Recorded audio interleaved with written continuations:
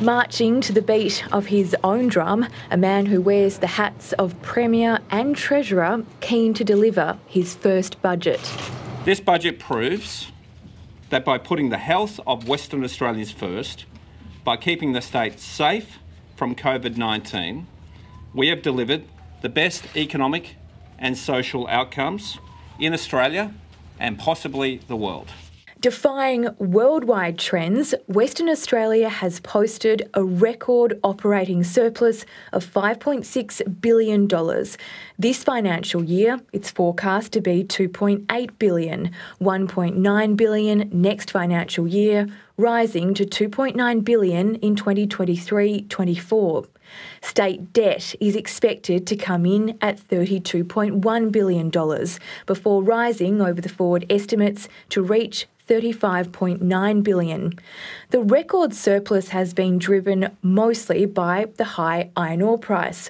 After peaking at $11.3 billion, royalties from iron ore are estimated to be $9.2 billion this financial year. But price volatility means Treasury has reduced its assumptions by 45%, meaning royalties are projected to fall to $5 billion by 2022-23. In addition to the billions already announced for spending in health, social housing and on the COVID recovery, the massive surplus will also be channelled into acquiring land for a new port at Kwinana, a $500 million digital fund to help protect the public service against cyber attacks, and $1.4 billion set aside for a new desalination plant. There is money being shovelled desperately out the door to try and hide the fact that he's sitting on $5.6 billion while our health system and the bread and butter of what the state government is supposed to manage is in crisis. Despite all the money in the state's coffers, 16 infrastructure projects have been delayed. Because it's so hot at the moment, as everyone knows, it's so hot. So if you try and force more in, all you do is push prices up and you make it difficult and you might have quality issues.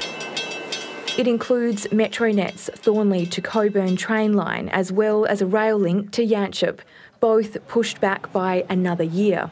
The budget surplus has in part been topped up by Western Australia's increased GST take, part of a landmark deal with the Commonwealth. Mark McGowan is well aware, with the rest of Australia deep in deficit, there'll be increasing calls and pressure for that deal to be changed to give more money to other states. They'll be wildly angry and they'll be wanting to undo the GST deal because they failed to budget properly. There we are. WA's economy is expected to grow by 4.3% this financial year. Eliza Lashon, ABC News.